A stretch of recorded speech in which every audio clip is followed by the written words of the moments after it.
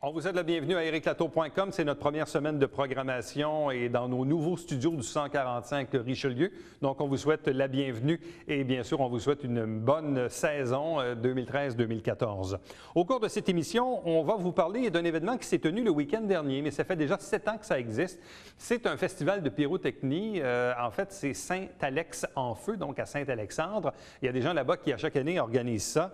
Et là, bien évidemment, je trouvais ça un peu dommage parce qu'à chaque année, ça arrive en plein milieu de notre congé de télé. Donc, nous, généralement, on termine au mois de juin, on commence à la mi-septembre. Bref, on voulait quand même parler de ces gens-là et on va les recevoir dans quelques instants.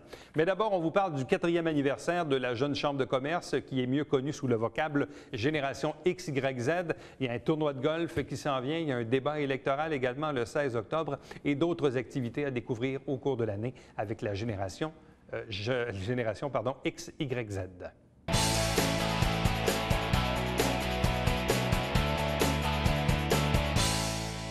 Au début de l'automne, c'est aussi la reprise des activités de certains organismes, notamment la Génération XYZ, qui d'ailleurs en profite pour célébrer son 4e anniversaire. Avec nous, 2 invités pour en parler. D'abord, le président Steve Dion. Bonsoir. Bonsoir. De même que Simon Lallemand, qui est l'un des administrateurs. Bonsoir et bienvenue.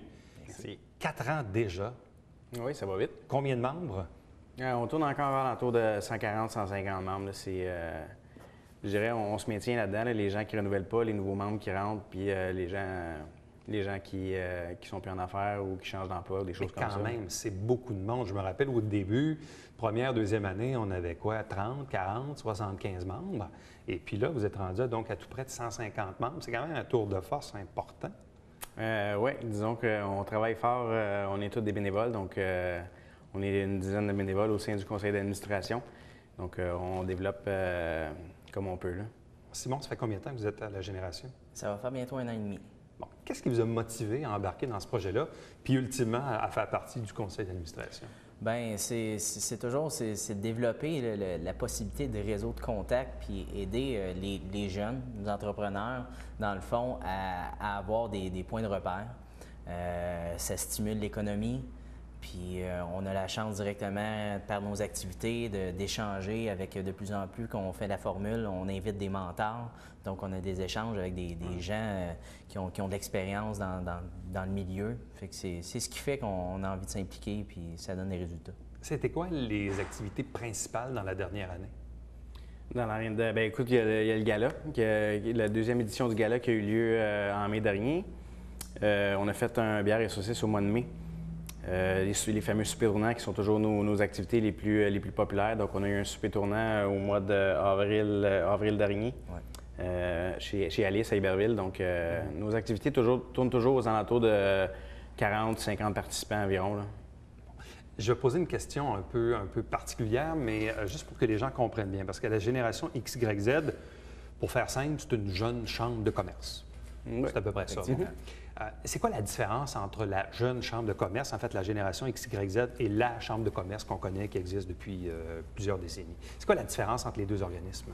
Bien, écoute, effectivement, c'est un sujet qui est quand même assez délicat. Je dirais le but des 2 organismes est quand même sensiblement le même. Là. Dans le fond, c'est d'aider les entrepreneurs locaux puis d'aider la région à prospérer en quelque part. Là. En fait, nous, c'est qu'on va chercher un petit peu les plus jeunes entrepreneurs, les plus jeunes professionnels qui n'ont pas nécessairement des gros moyens pour participer à des activités de réseautage, des choses comme ça. Donc, c'est pour ça que nous autres, en n'ayant pas de permanence, bien, on essaye de garder le prix de l'abonnement puis le prix des activités aussi quand même assez bas, abordable. Pour un jeune entrepreneur. Exact. J'ai peut-être pas le moyen de s'acheter une table, je ne sais pas moi, dans un dîner là, où ça va coûter plusieurs centaines de dollars. C'est un peu ça. Là. Effectivement. Il y a une question monétaire, mais il y a aussi le fait qu'en réduisant la différence d'âge entre celui qui a 18 ans et celui qui a 50 ans, exemple, bien, l'intégration est plus facile parce que c'est plus homogène en termes de groupe. Les gens se reconnaissent plus, ils vivent les mêmes problématiques. Fait qu'au niveau des discussions où sont rendus dans leur développement dans l'entreprise, au niveau professionnel, sont sensiblement la même.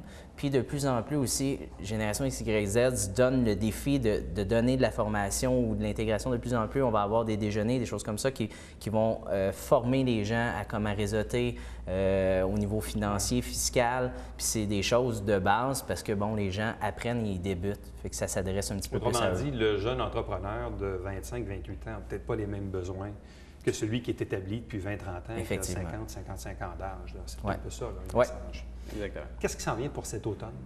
Bien, en fait, on a le tournoi de golf, la première édition du tournoi de golf qui s'en vient le 19 septembre prochain, donc jeudi le 19 septembre. À quel endroit? Au Club de golf Saint-Jean. Donc, en fait, c'est notre première édition, donc on fait ça quand même assez petit. On veut avoir à peu près 72 joueurs pour avoir 18 quatuors. Les réservations vont bon train, on a à peu près une cinquantaine de joueurs de confirmés. Puis un petit peu comme Simon le disait tantôt, on essaye de jumeler les jeunes entrepreneurs, jeunes professionnels avec des entrepreneurs qui ont un petit peu plus d'expérience pour partager pendant la journée de golf, pendant les 18 trous, donc avec trois jeunes. Donc, de ce côté-là aussi, on a déjà une dizaine de mentors qui sont confirmés, qui vont venir participer. Entre autres, Charles Couture du Canada français, Donald Boudreau de chez BMR, François Duquette de chez Saint-Jean Hyundai. Donc, vous voulez faire des jumelages, dans le fond, profiter de l'événement, parce qu'on le sait, un tournoi de golf, comment ça marche, là? Bon, tout le monde part le matin sur ses trous, puis là, évidemment, tu as formé le foursome, le quatuor. Puis là, évidemment, le souhait, c'est toujours d'avoir un peu comme quelqu'un qui vient un peu s'insérer, qui va passer la journée avec nous, là, Effectivement. C'est ça. Pour développer un peu nos attitudes. Donc, on sent beaucoup dans vos besoins l'effet d'avoir des mentors. On sent que c'est Bien, écoute, c'est d'avoir des gens qui écoutent les jeunes puis qui viennent peut-être les guider un petit peu, leur donner des conseils ou, peut-être, ça peut toujours être des bons contacts aussi, là, ces gens-là là, qui sont en affaires depuis longtemps. Là. Bon. Avez-vous d'autres activités qui s'en viennent au cours de l'automne? Parce que là, c'est le 4e anniversaire. Je ne sais pas, avez-vous quelque chose de spécial dans l'année? Bien, en fait, non. Écoute, on va souligner le 4e anniversaire lors du cocktail dînatoire du tournoi de golf. Au mois d'octobre, on a un débat électoral pour les élections municipales qui vont avoir lieu cet automne.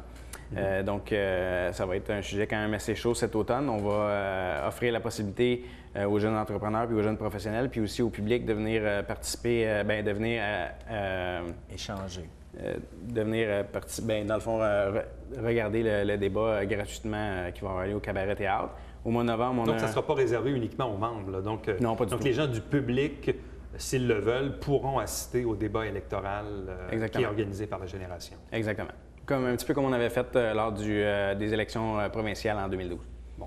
Autres activités au cours de l'année? On va avoir le speed dating, dans le fond, la soirée de pool qui se répète, nos soupers tournants, puis toujours le gala.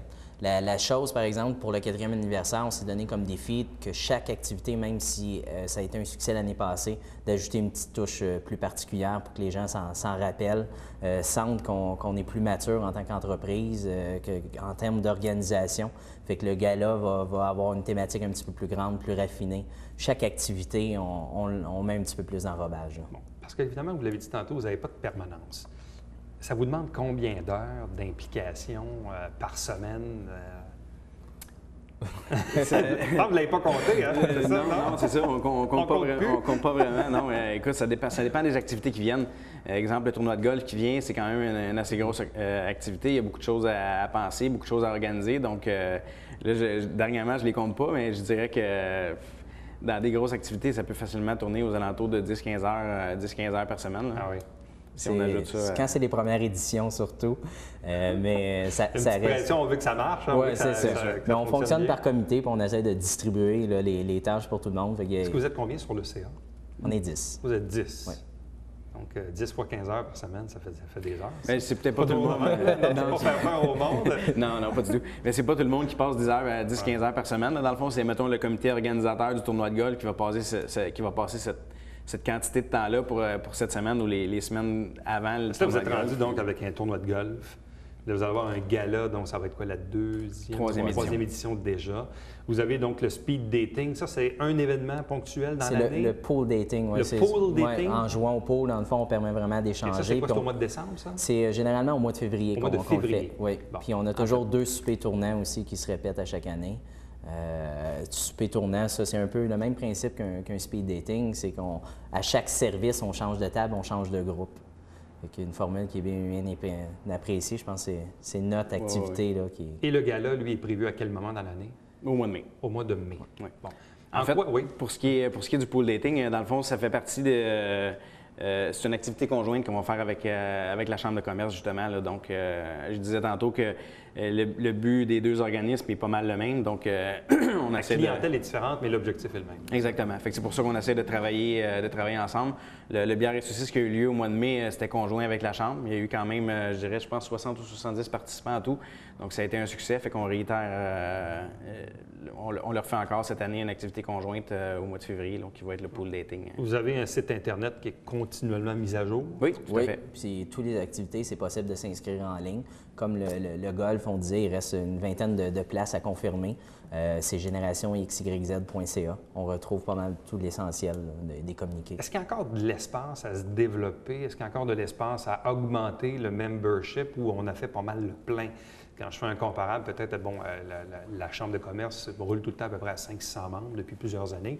Pas mal le plafond. À 150 membres, est-ce que vous pensez que vous êtes plafonné ou est-ce que vous avez encore de l'espace pour développer?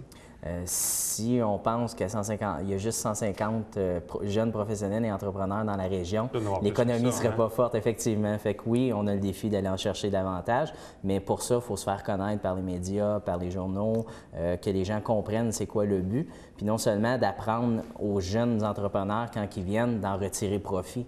Pas agir juste en chasseur, puis première opportunité, mais en même temps tisser des liens, puis de comprendre la dynamique d'un réseau. Parce que ça coûte combien être membre chez vous par année?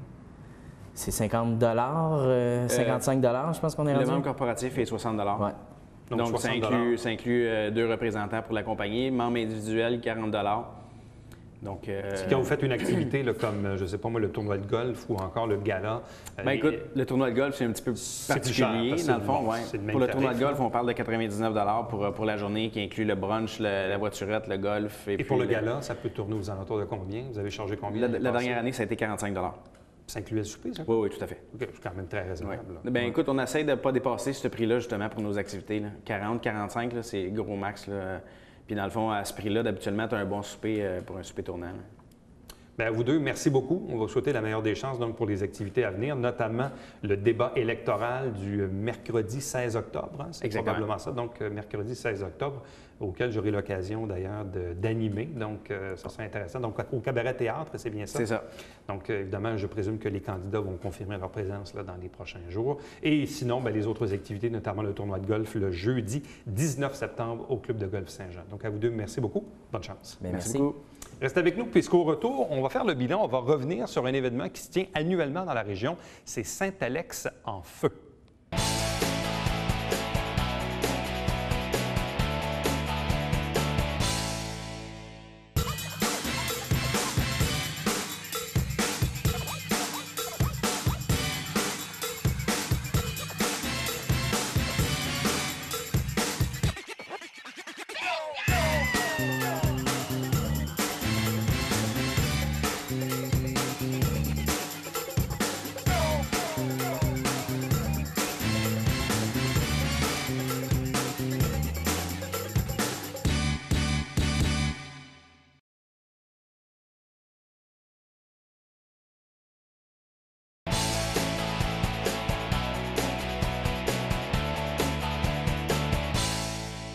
Le week-end dernier, le week-end du 6, 7 et 8 septembre, c'était la 7e édition de Saint-Alex en feu.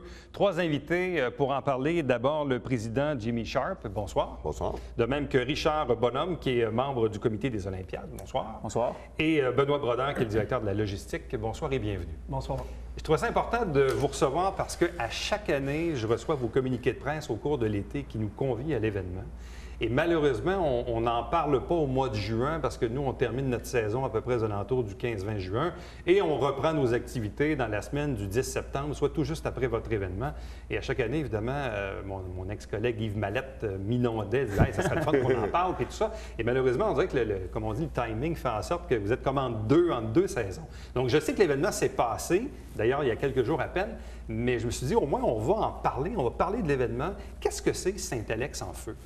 En fait, c'est un festival pyrotechnique durant lequel on a également des compétitions de pompiers, une journée familiale, des activités de prévention des incendies. Donc, c'est vraiment un festival familial qu'on accueille les familles gratuitement, justement, pour ne pas les égorger avec des prix d'entrée exorbitants. Donc, en gros, c'est pas mal ça. On a 2 soirs de feu d'artifice. Quelle est l'origine? Qui a mis ça sur pied il y a 7 ans? Je sais pas, c'est une gang de chums qui s'est dit hey, ça serait le fun de faire un festival de feux d'artifice. Je veux dire, c'était quoi l'historique de ça? Bien, ça a commencé avec un de nos collègues pompiers, parce qu'il faut dire que tous les artificiers de Saint-Alex, les canonniers de Saint-Alexandre, sont la plupart tous pompiers à Saint-Alexandre aussi. C'est donc un de nos collègues qui a dit ça serait le fun de faire un festival pyrotechnie. Puis nous, en étant pompiers, on a décidé d'inclure des compétitions et le dimanche, une journée familiale, puis d'y aller avec un festival un peu plus familial et amical aussi avec les compétitions. Bon, et c'est quoi la différence entre la première et la 7e édition qui vient de se terminer? C'était quoi l'évolution de l'événement en 7 ans? Bien, c'est sûr, au départ, c'était fait vraiment où il y avait un coup d'entrée. Les activités entourant ça changent aussi d'année en année. C'est sûr qu'on est vraiment dépendant des commandites, donc on a toujours plein d'idées pour améliorer la programmation, en offrir toujours plus. Mais la programmation change toujours. Ce qui a changé beaucoup aussi, c'est l'évolution des Olympiades. On a beaucoup plus d'équipes qu'à l'origine. Ouais. On est plus axé aussi sur la prévention des incendies. Le dimanche, là, on intègre les jeunes, on leur montre comment fonctionnent les instincteurs, des incarcérations d'accidents, puis on fait visiter nos camions. C'est plus axé vers les pompiers, si on peut dire. Bon. C'est quand même paradoxal d'avoir un événement qui parle de feu, d'artifice. Donc, on met le feu pour que ça explose et que ça fasse des belles couleurs.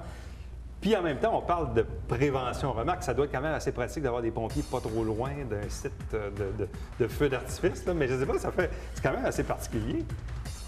Bien, c'est sûr que nous autres, c'est ça, c'est comme Richard expliquait, comme les pompiers en font partie des artificiers, on est tous conscientisés aussi à la sécurité. Puis oui, il y a toujours des pompiers sur place pendant les feux d'artifice. C'est toujours pratique. Oui.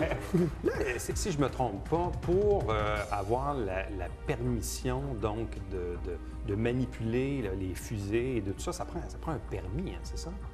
Oui. Tout le monde a suivi un cours d'artificier. Pour ensuite, on a notre chef d'orchestre qu'on appelle, nous, M. Yves Mallette, qui, lui, est vraiment le concepteur des feux d'artifice. Il va nous dire quelle bombe qu'on veut. On a Royal aussi qui nous fournit les feux d'artifice, qui veut nous en prêter pour faire des essais, pour voir quel type de bombe on va vouloir à Saint-Alexandre pour faire différents feux à chaque année aussi. Bon, ça, puis vous me corrigerez, là, quand on est artificier, c'est quoi? C'est le permis de bout de feu, c'est tout ça? Qu'on appelait dans le temps, ou ça a peut-être changé de nom avec les années, là? Ça peut être changé mais de vous nom. il y a un permis, là, c'est ça? Oui, c'est ça. On détient un permis qui nous permet de manipuler c'est des objets explosifs, autrement dit, c'est de la pyrotechnie. Puis ça nous permet de les manipuler. On a des permis pour les transporter également. Puis c'est pas tous les artificiers qui ont les mêmes permis. Il y en a qui sont apprentis artificiers, puis il y en a qui sont artificiers. Il y en a d'autres qui ont des permis pour le transport des feux d'artifice. Qui donne la certification pour ça? C'est un ministère. C'est des cours des ressources humaines naturelles. Naturelles, oui, qui donnent le cours sur les explosifs. Est-ce qu'il y a beaucoup d'artificiers au Québec? Je veux dire, vous, quand vous organisez un événement comme ça, avez-vous beaucoup de compétiteurs, disons, pour le festival? Non, il n'y a pas beaucoup d'artificiers au Québec. Je ne peux pas te dire le nombre d'artificiers, mais on n'est pas beaucoup au Québec. Il y en a combien qui participent à l'événement? Maintenant, c'est juste les canonniers. Il y a eu certaines années où on avait fait des essais, qu'on avait 3 soirs de feux d'artifice. À ce moment-là, il y a eu des soirs où on invitait d'autres firmes d'artificiers. Par contre, là, comme on a juste 2 soirs de feux d'artifice maintenant, on se garde le fun pour notre gang des canonniers de Saint-Alexandre. Bon, quand on dit les canonniers, c'est un organisme à part qui existe depuis un certain temps? Oui, c'est notre groupe d'artificiers, en fait, qui fait plusieurs feux dans la région. Oui, entre autres à Saint-Jean-Baptiste, on fait à Saint-Alexandre, Saint-Grégoire, on en fait à Sabrevois. Hiberneige. Hiberneige à Iberville. Vous êtes combien dans le groupe? La fête, je sais la, pas quoi, la fête du Canada. Puis vous êtes combien de personnes dans les canonniers? On est 11 officiellement. 11 officiellement. Ouais. Puis en cours d'année, donc là, c'est le festival à Saint-Alex, mais en cours d'année, donc vous faites d'autres événements. Ce qui fait que dans une année, vous pouvez faire à peu près combien d'événements, combien de feux d'artifice que vous faites dans une année? Oh. Cette année, on est rendu à 8 feux. Ouais. 8 feux. Avec Saint-Alex. Avec Saint-Alexandre. 8 ouais. feux. Bon. Est-ce qu'il arrive des anecdotes, je veux dire, parce que parfois, bon, il fait beau, il vente, il y a de la pluie, je veux dire, il faut s'ajuster à la dernière minute. C'est quoi la complexité de ça quand on doit s'adapter, disons, à la température? On en a un dernièrement, justement, qu'on a installé à 2 reprises, puis qu'on n'a toujours pas fait sauter. Parce que la première fois qu'on l'a fait, c'était pour l'inauguration d'un quai. Puis il est venu un orage, on voyait les gros éclairs juste au bord de la rivière. Fait qu'on est obligé de tout remballer en vitesse avant que ça nous pète d'en face. Ouais. Puis la journée de la reprise, ça a été la même chose. On avait encore un orage qui nous est tombé dessus, donc ça a été tout remballé en vitesse. Puis ça va être à reprendre une 3e fois. C'est quoi comme on dit, le feeling que vous avez là, une fois que vous avez installé toutes les bombes? Ça doit prendre quand même plusieurs heures là, à installer tout ça, les détonateurs et tout ça. Puis quand on l'allume, là, qu'est-ce que vous ressentez là, une fois que le show est commencé? Là? C'est sûr qu'on a une forte adrénaline. L'adrénaline monte parce qu'on joue avec des explosifs. Puis c'est le plaisir et la joie de voir ce que... Bien, c'est surtout Yves Mallette qui est le créateur. C'est lui qui a tout le feu, l'artisan du ciel, si on veut. Là. Mais c'est la joie de voir l'accomplissement de notre travail, justement, les couleurs, puis les familles. Puis quand le feu se termine, entendre la foule crier, puis nous applaudir, puis ça, c'est le remerciement de notre travail. Ça veut dire que quand tu dis, bon, Yves, il fait un peu le concept, ça veut dire que lui, dans sa tête, là, quand il se trouve à faire un peu le design des bombes, il se donne une image mentale de ce que ça va ressembler, puis l'autre d'après, puis l'autre d'avant, puis c'est comme ça, quoi. Bien, je sais que Yves connaît beaucoup les bombes, quel type de bombe va faire quoi dans le ciel. Donc, il est capable de les agencer, de faire des tableaux, de faire un tableau couleur ou de faire peu importe. Puis lui, dans sa tête, il sait à quoi un peu plus à quoi ça va ressembler. Puis après ça, bien... Ça prend combien d'heures installer le site, à peu près, là? Ça dépend toujours de la grosseur du feu, mais ça peut prendre De 3-4 heures facilement. De 3-4 heures à aller jusqu'à 8 heures de temps à installer un feu. Mais on peut travailler, on peut mêcher. Squeeber, ça veut dire c'est installer l'électrique. On peut travailler une semaine de temps avant le feu. Ah ouais. Ouais. C'était quoi le plus gros feu que vous avez fait jusqu'à date? Saint-Grégoire, je dirais. Ouais. Saint-Jean-Baptiste à Saint-Grégoire. Saint-Jean-Baptiste à Saint-Grégoire. C'était le plus gros que vous avez fait jusqu'à date? Là? On le fait pas mal à tous les ans depuis quelques années, puis c'est le plus gros qui revient. Parce qu'il y a plus de bombes? Parce qu'il y a plus quoi? Oui, ça dépend toujours du budget aussi. Hein. Ouais. On parle de 12 000 à Saint-Grégoire, 10-12 000 de budget. De budget en bombes et en... On appelle ça du familial aussi. Mais avec un budget, donc, de, je sais pas moi, de 7, 8, 10, 12 000, tu peux faire un feu de quoi? 15, 20 minutes à peu près? 10 minutes, 20 minutes, une demi-heure? Ça dépend toujours des agencements que tu y mets. Parce que comme nous autres, Yves, ce qu'il aime beaucoup faire, justement, c'est les agencements de familial et de bombes. Ouais. Donc, ça permet d'offrir un feu qui est plus long, puis que tu peux aussi, des fois, te retrouver avec des effets 3D. Parce que tu as certains feux familiaux qui ont le même aspect que des bombes. Donc, quand tu les fais sauter en même temps, bien, ça te fait un look 3D, puis ça fait que ça prolonge les feux. Plus proche du public aussi. Oui. Les familiaux, on peut les mettre plus proches du public. Donc, le public peut sentir un peu plus la détonation et voir de plus près aussi les bombes. C'est quoi la plus grande crainte que vous avez quand vous démarrez le spectacle? C'est que le socle tombe puis que la fusée parte dans une mauvaise direction. C'est quoi le pire danger là, que vous appréhendez quand vous démarrez le feu? Bien, le pire danger, je te dirais qu'avant le feu, on minimise au maximum les accidents. Tout est vérifié 3 puis 4 fois. Fait que ça, les accidents, puis il y a un périmètre de sécurité qui est calculé selon la grosseur de nos bombes. Fait que, point de vue accident avec le public, je te dirais que c'est pratiquement zéro. La chose que nous... Pour vous-même, oui. Qui est à proximité. Nous, ce qu'on crée, on appelle ça qu'une bombe mine. Ça veut dire qu'elle explose dans son tube, elle fait se rouvrir le tube. Ça, c'est dangereux pour nous, les artificiers qui sont très proches des bombes. Ouais.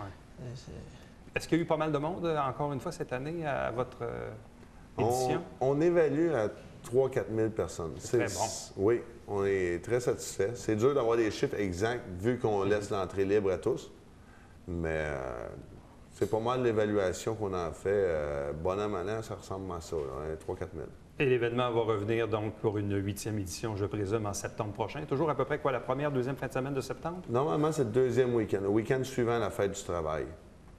Bien, vous trois, merci beaucoup. Félicitations, bonne chance Merci. dans ce projet. Je présume donc vous êtes tous des pompiers. Oui. Hein? Évidemment. Vous êtes combien de pompiers à Saint-Alex? Actuellement, on est 20. 20 pompiers? Ouais. Tous des comment on appelle Des ça? temps partiels. Des temps Temps partiels, partiels. là, c'est ça. Pas trop d'incendies à Saint-Alex? Ça va bien, notre population se porte bien. On fait de la bonne prévention. Merci beaucoup. Bienvenue. Merci. Restez avec nous puisqu'au retour, on vous revient avec le Babillard quotidien.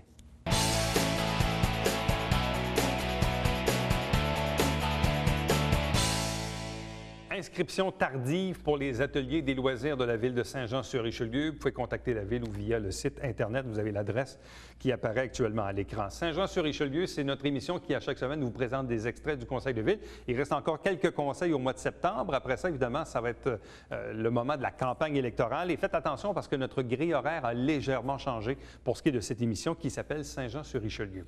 Depuis dimanche dernier, et ça sera comme ça à tous les dimanches, là, pratiquement jusqu'au mois de juin, c'est le Télébingo. 3 500 $ en prix à chaque semaine. Il y a une trentaine de dépositaires dans la région pour vous offrir des cartes sur le territoire Haut-Richelieu et Rouville. Télévision du Haut-Richelieu, vous avez maintenant nos nouvelles coordonnées. Faites attention à l'adresse 145 rue Richelieu. Vous le voyez, nouveau studio. Et ericlatour.com, toujours diffusé, toujours à peu près les mêmes heures, du lundi au vendredi, à 10h, 17h, 22h, 1h30 la nuit. Et attention, on rappelle le dimanche maintenant, entre 16 et 18h30. Rendez-vous demain. Bye-bye.